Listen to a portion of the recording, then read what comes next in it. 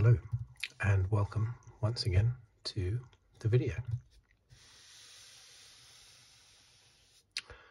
This one continuing my look at the 2023 Formula One Championship, race by race. A brief little look from a fan's perspective, as I always say. Now, this one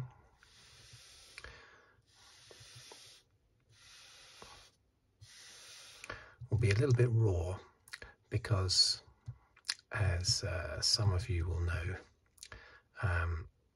I couldn't watch the race live. I only actually watched it just now, a number of days later.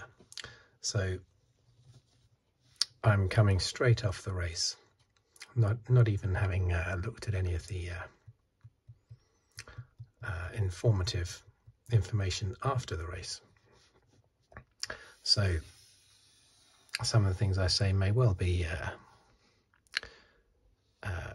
more inaccurate than usual,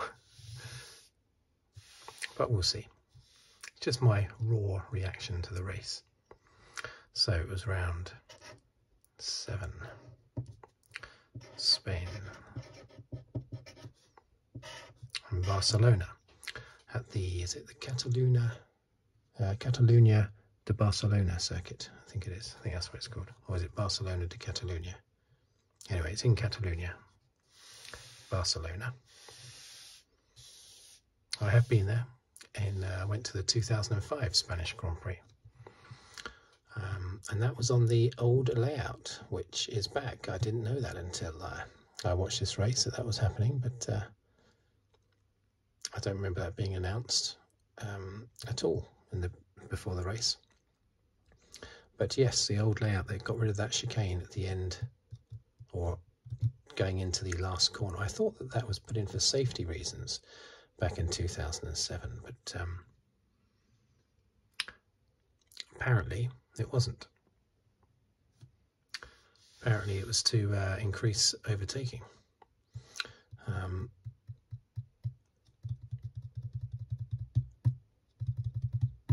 Now, going back to the old layout, how will that help with overtaking when they were concerned about overtaking before, which is why they put the chicane in? Maybe the change in the cars now with DRS and with the new aerodynamic regulations, maybe they think now they don't need it, even though that chicane didn't really do much for overtaking anyway.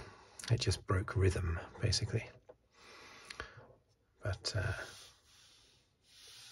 I'm glad to see it go. Just like I'd like to see the Peraltada corner come back in Mexico. And I'd like to get rid of a lot of the new corners at Silverstone as well.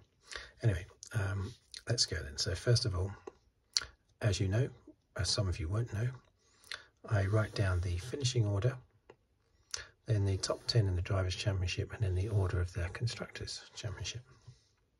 So let's go. Oh. My pen has dried out a bit.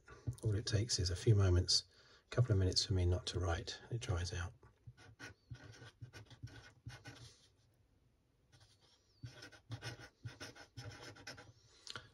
Verstappen.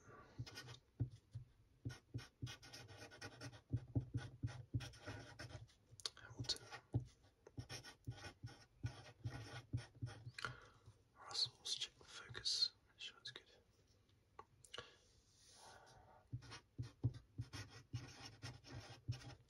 Perez.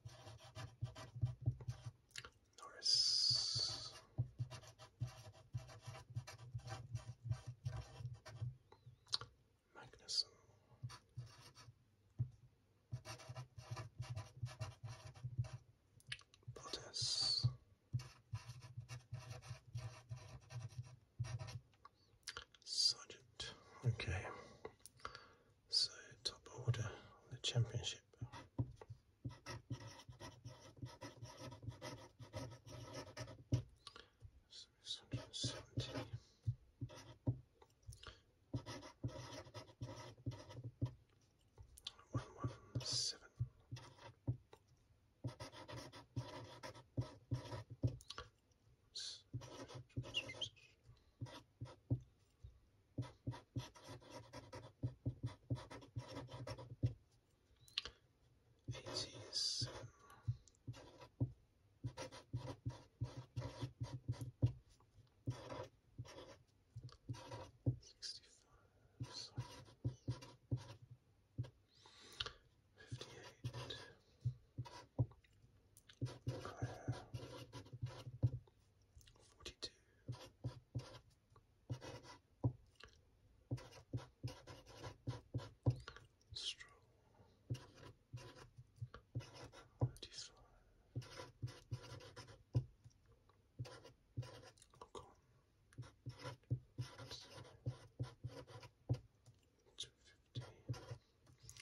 Okay,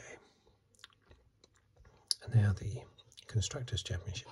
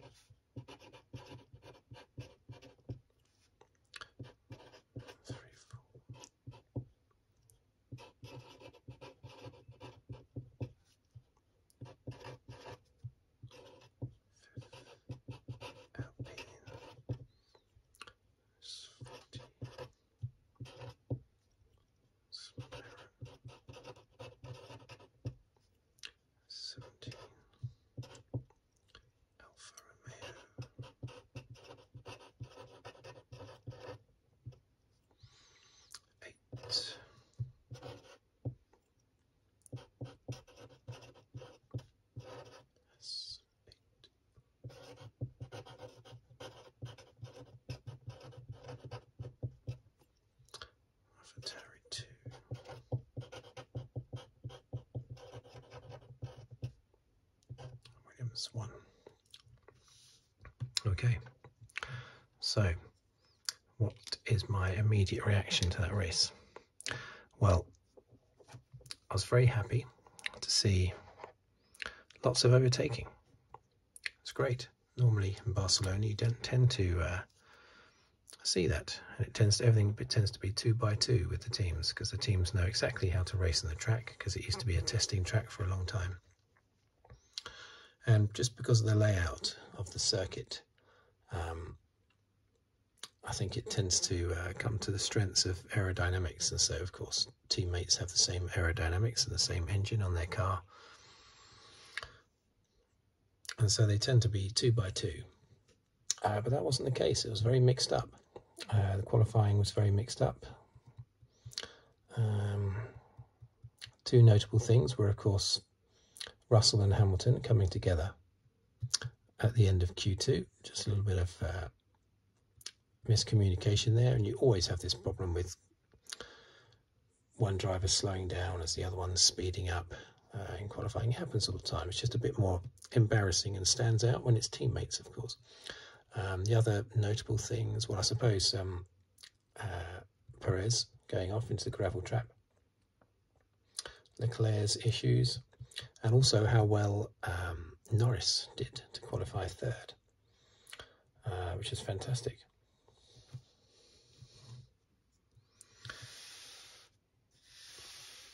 And Stroll did very well in qualifying and did well in the race as well, I thought. So, who had fastest lap? It was Verstappen, wasn't it? Now, the notable thing about the race was, I think more than any other race in the last sort of 3 years, because Verstappen's dominance did start in 2021. I mean, Hamilton, as I always say, much to the annoyance of any Dutch Max fans listening, but as I always say, of course, Hamilton should have been champion in 2021. It was only a mess-up by the FIA, a mistake by them that stopped that happening. But terrible injustice. But despite that, Verstappen was already starting to dominate that year. I think it's amazing that Hamilton was able to come back and Mercedes were able to come back in those last 4 races.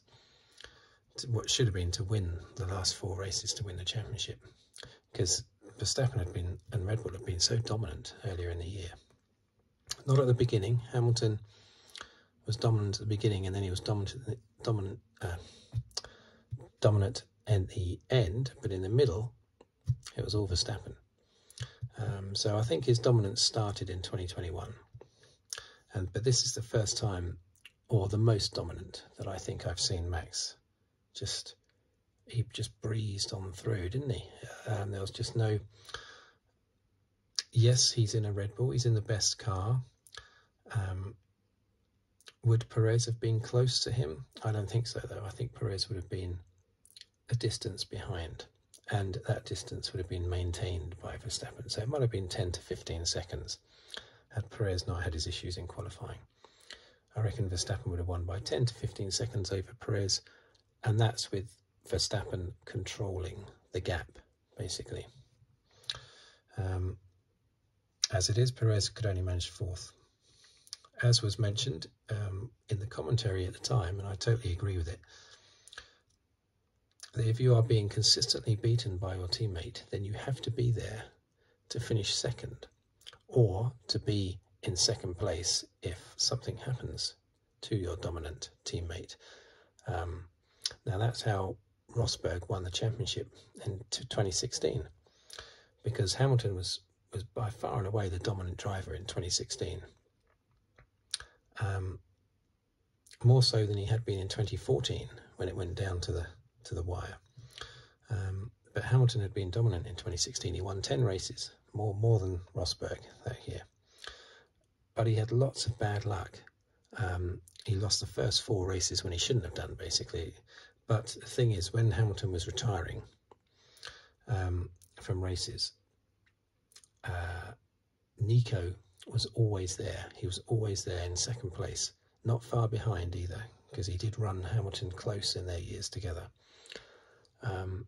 He was always there to pick up the pieces, and that's why he won the championship. And it's the same with Nelson Piquet in 1987. He was always there right behind Mansell. Mansell won 6 races that year. Piquet only won 3. Mansell retired from the lead in more races than Piquet won. Mansell had all the bad luck that year. Of course, Piquet had a very big accident at the beginning of the year, but throughout the year, Mansell had all the bad luck, but Piquet was always there, ready to pick up the pieces. And that's what Perez should be doing, because had Verstappen retired from this race, Perez would have just been third instead of first. He needs to be there on Verstappen's heels, unable to beat him, but always there to pick up maximum points behind Verstappen, or to pick up a win if something happens to Verstappen. It's the only way Perez can threaten for the championship, can challenge Max. Instead, he keeps having his own issues that makes him not the best of the rest. Hamilton, this is Hamilton's second place. There have only been 3 second place finishes by a team other than Red Bull this year, 1 by Alonso and 2 by Hamilton now. The talk is that this second and third by Mercedes shows that their updates, they're significant updates, very big updates, ones that you can actually see. And normally they're so small that you have to be an expert to notice them, but we can definitely see the updates on those side pods and elsewhere. People have been saying, well, it's a sign that they're working, but I'm not so sure, because I mean, Hamilton was second in Australia. He put in a strong performance in Australia. That was with the old 0 side pod car. Russell won a race last year. Hamilton picked up 2 or 3 second places last year.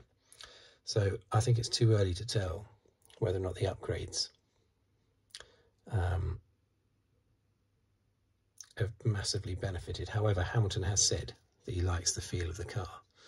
So, I don't know, but on pure results, second and third place on the pure result, regardless of how Hamilton feels in the car, or Russell, you can't go by the second or third, because they've been picking up podiums quite a lot with the old car. Ferrari, in terrible position, aren't they? Leclerc, all over the place. Sainz, strong qualifying, but then just fell away during the race. He didn't really do anything wrong. It's just that obviously the Red Bulls, but also the Mercedes were far quicker. the Red Bulls were the only ones to start on mediums, I think. I think there might have been a team right at the back that started on mediums as well. But anyway, if there was, there was. But I'm pretty sure that of all the main teams, basically, Red Bull were the only ones to start on mediums. And then, of course, Verstappen changed to hards and then softs right at the end for an unplanned second stop. But basically, he was so dominant that he could do whatever he wanted, put on any type of tyre. It wouldn't matter. He could have put on Fred Flintstone's tyres. It wouldn't have made any difference. And of course, they were going so well that the Mercedes were able to hang on right until the last minute before changing their tyres. They only changed their soft tyres a lap or so, 1 lap I think, before Verstappen and Perez on their mediums. So the Mercedes was going very well today, very nicely, but still comfortably beaten by Verstappen, and may well have been by Perez if Perez had not started 11th. I believe he started. Alonso, it's typical, isn't it? You do well all year, you go to your home race, all those supporters who have been waiting for the home race, their one race in the year that they go to, and that's when you have a bad race.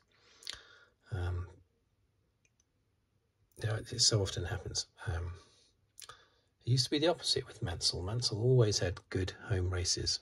I went to quite a few of them, and he either won or came second in all the ones I went to. But yeah, that's very unfortunate for Alonso. I think it's 10 years. It was a Spanish Grand Prix 10 years ago that he won his last race, I think, the 2013 Spanish Grand Prix. Now, that wasn't mentioned in commentary at all, so maybe I got that wrong, because that fact wasn't, I didn't hear it mentioned anyway. I did watch the race I didn't watch all of the preamble beforehand, so maybe they did mention that, but I'm sure it's 10 years ago. Spanish Grand Prix 10 years ago. But yeah, 7th place, very disappointing, but I'm pleased for Stroll to at last get something. And towards the end of the race, Alonso said, it's a bit cheeky in a way, but he said, oh, tell Lance that I won't challenge him, don't worry about it, I won't pass him. I'm just, trying to get ahead of those cars behind me. It sounds a little bit like someone saying, I could breeze past Lance, but I'm not going to.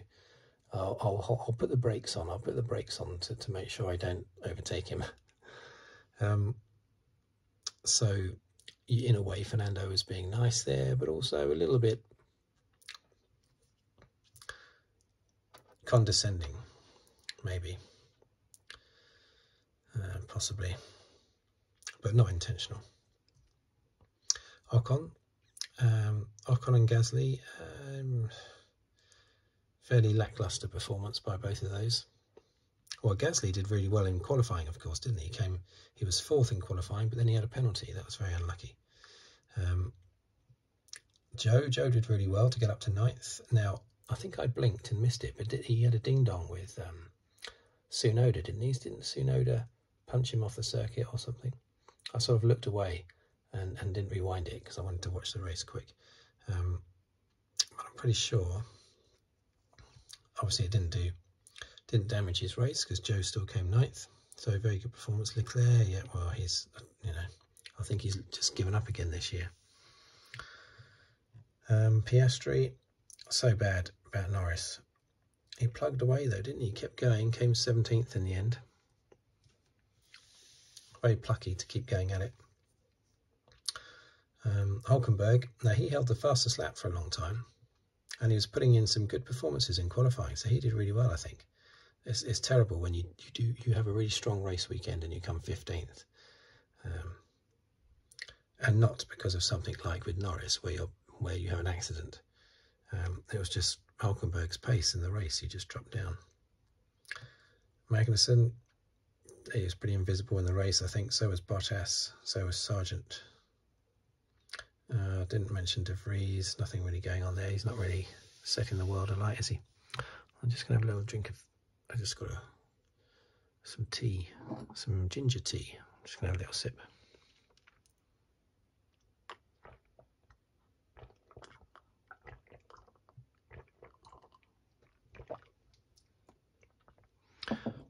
Okay. So championship-wise, well, it's all over. I didn't expect it to be all over so soon. When they were a lot closer, 2 or 3 races ago, I was saying that Verstappen would pull away, but I didn't realise it would be quite this quick. But well done to Max. Now, I've always said it, and Martin Brundle said it today, and that is we should enjoy these periods. I remember Murray Walker saying it about Schumacher in the Schumacher years. You'll always look back on those years and go, the Schumacher years, they were great. And I used to watch Formula 1 back in those days.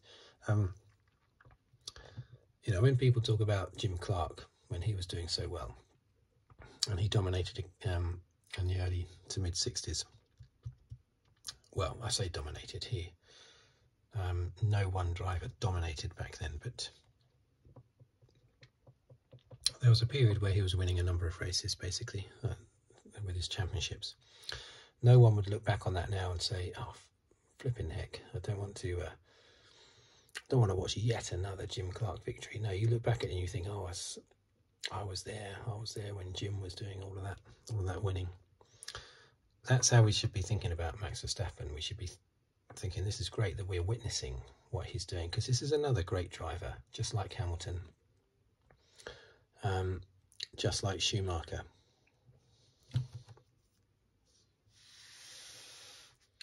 Vettel and Alonso I would put just below Schumacher, Hamilton and Verstappen. Not much, but I would put them below. Yeah, so, you know, I don't begrudge I only begrudge the 2021 result, as everyone knows. That's the only thing I begrudge. And over the whole year, I would say Verstappen deserved 2021 title more so than Hamilton over the whole year. But the way it ended, Hamilton should have been champion. That's my only grudge. What Verstappen has been doing since, yes, I would rather the championships be closer. Yes, I would rather Hamilton get his 8th championship. But at the end of the day, if Max, you know, is driving better than everybody else and his team is better than any other team, then of course he should be dominating, shouldn't he? It's only fair.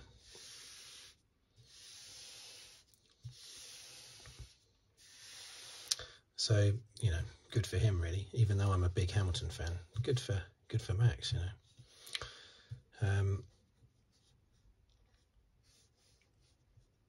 Alonso and Hamilton, much closer now. Hamilton's been doing so well. He's got a good. I think he's finished.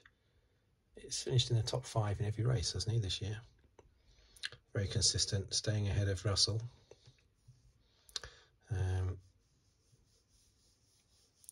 Will Perez get caught? No.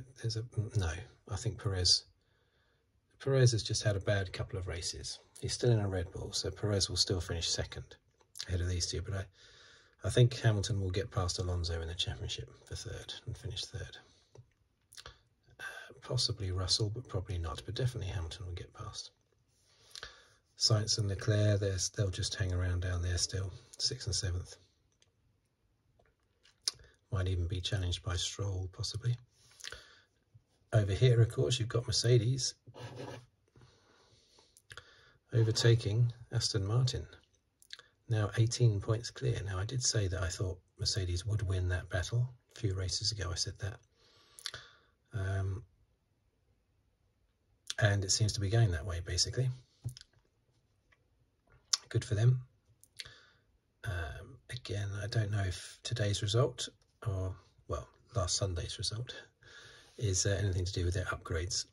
Hopefully it is, but who knows. Look at this. So I circle it every time, but I'm just horrified. McLaren, 17 points. 17 points, and yet Norris was able to qualify 3rd for this race.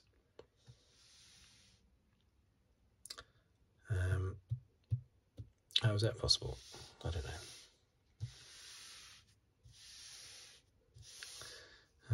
Alfa Romeo, Haas, AlphaTauri, Williams. I mean, yes, scrabbling around for just odd points. It's terrible.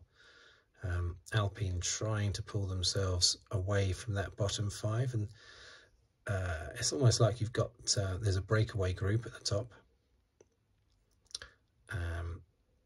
Well, actually, there's a bit. I'm trying to relate it to cycling, like the peloton. The peloton was these 6 teams down here, But Alpine have broken away from the peloton and they're trying to close the gap to the lead group, but it's not really a lead group, is it, when there's such a big gap between Red Bull and Mercedes? So you can say there's a leader out front, and then there's a breakaway group of 3, maybe there. And then you've got, well, yeah. And then it doesn't really tie up with cycling, does it? I don't know why I'm doing it. Alpine are trying to get away from this group anyway. Trying to make it top 5 instead of a top 4. And they've had a good couple of races. So hopefully they can. But McLaren, come on, for goodness sake. Dearie me. They've got that new, is it technical director or, I don't know. I don't know their titles. But there's a new guy, isn't there, that they've pinched from, well, they haven't pinched him. It's not like they, you know, kidnapped him during his sleep or something. That guy from Red Bull, what's his name? Rod or Todd, something, forget. Been at Red Bull all throughout their championship years. And now McLaren have him. So hopefully he will, well, he won't be able to do anything with this year's car. But I forget what he actually is. Is he a technical designer? I don't know. But anyway, we're expecting him to have an influence on the McLaren car in the future, basically. But let's hope they can do something this year. Okay, I don't think I've got anything left to say, really. There was lots of overtaking, but it wasn't tremendously exciting at the top. It was pretty clear early on that the Mercedes were going to come through. And it was a question of whether or not Perez was going to be able to catch him, but he was unable to. But there was no doubt who was going to win the race right from the beginning. Can Red Bull win every single race? Yes, of course they can. But I don't think they will, because it's very rare to go a whole season without problems that trip you up. I mean, Verstappen could have easily broken down today, and then suddenly that's it, Mercedes win the race. So if Perez could get himself into that second spot behind Verstappen every race, then odds on they will win every single race. But all you need is a wet race or something like that, and even if you've got both Red Bulls at the top, a wet race could throw it all open and you could have Ocon come through and win. Who knows, you know? So I don't think they will win every race, but it's more likely than it has been for a number of years for a team to do that. But I don't think they will. Anyway, thank you for watching. Thank you for listening. When is the last race, actually? It's not next week, is it? Don't think it's next week. A couple of weeks' time, maybe. Don't think it's this coming week. And I forget where it is as well. Never mind. Used to be, in the old days, there were always 16 races, and they were always in the same order every year. Brazil 1, San Marino was number 2, Monaco was number 3, Mexico was number 4, USA was number 5. I think France was number 6, Britain was number 7, then Germany, then Hungary, then Belgium, then Italy, like that. And they were in the same order year after year throughout the 80s and into the 90s. Anyway, it's not the same now. So thank you for watching. Thank you for listening. And if you'd like to subscribe, please do so. And I will see you on the next video, whatever it may be about. Thank you very much, and goodbye.